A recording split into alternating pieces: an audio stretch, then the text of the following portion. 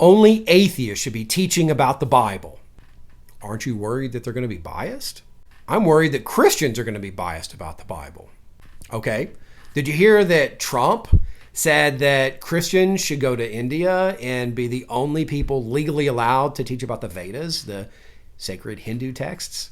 Absolutely outrageous. He's such a bigot. Absolutely deplorable.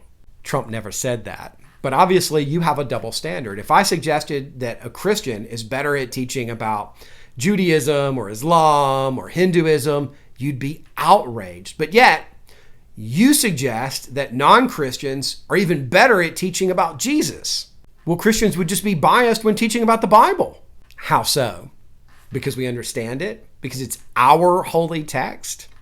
Tons and tons of us read and study the Bible every day. And the Bible is still the most popular and the most studied book in all the world because billions of people have great reverence for its teachings.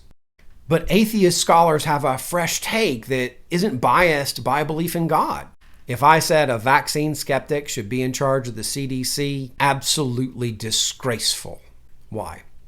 Because he's prejudiced.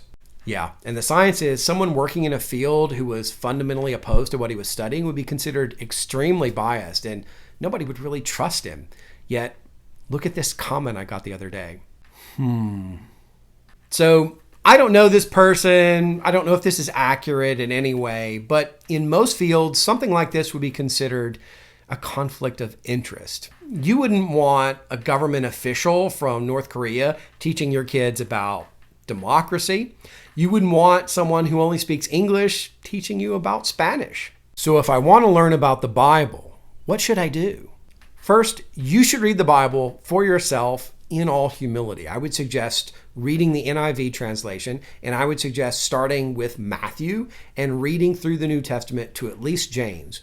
And you should read it slowly, just a bit each day, and really think about it.